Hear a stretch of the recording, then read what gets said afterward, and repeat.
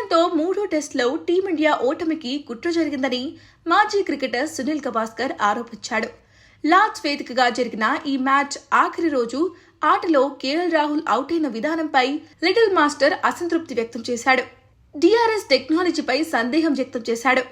ఎంపైర్ల నిర్ణయాలు భారత్కు వ్యతిరేకంగా ఇంగ్లాండ్కు అనుకూలంగా ఉన్నాయని ఆరోపించాడు. ఈ మ్యాచ్ తొలి ఇన్నింగ్స్లో సెంచరీతో చెలరేగిన కేఎల్ రాహుల్ రెండో ఇన్నింగ్స్లోనూ 39 పరుగులతో నిలకడగా ఆడాడు. అయితే ఆఖరి రోజు ఆట తొలి సెషన్లోనే బెన్ స్టోక్స్ బౌలింగ్లో ఎల్బీడబ్ల్యూగా వెనుదిరిగాడు. ముందుగా ఎంపైర్ నాట్అవుట్ ఇవ్వగా ఇంగ్లాండ్ డిఆర్ఎస్ తీసుకుని ఫలితం రాబట్టింది. బాల్ ట్రాకింగ్లో బంతి లెగ్ స్టంప్స్ ను తాకుతున్నట్లుగా చూపించడంతో థర్డ్ ఎంపైర్ అవుట్ ఇచ్చాడు.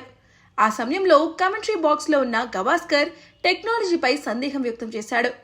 ఇదే తరహాలో సిరాజ్ బౌలింగ్లో జోరూట్ వికెట్ల ముందు దొరికిపోతే రీప్లే బాల్ ట్రాకింగ్లో విభిన్నంగా చూపించారని, బంతి లెగ్ స్టంప్స్ కి తాకిన ఎంపైర్స్ కాల్గా ఇచ్చారని గుర్తు చేశాడు.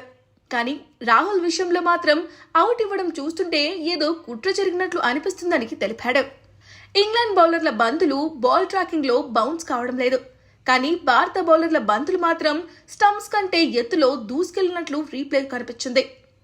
ఈ టెక్నాలజీపై నాకు సందేహం కలుగుతోంది అని గవాస్కర్ వ్యాఖ్యానించాడు. నెటిజన్లు కూడా ఇదే విషయాన్ని ప్రస్తావిస్తూ ఎంపైర్లపై విమర్శలు గుప్పిస్తున్నారు.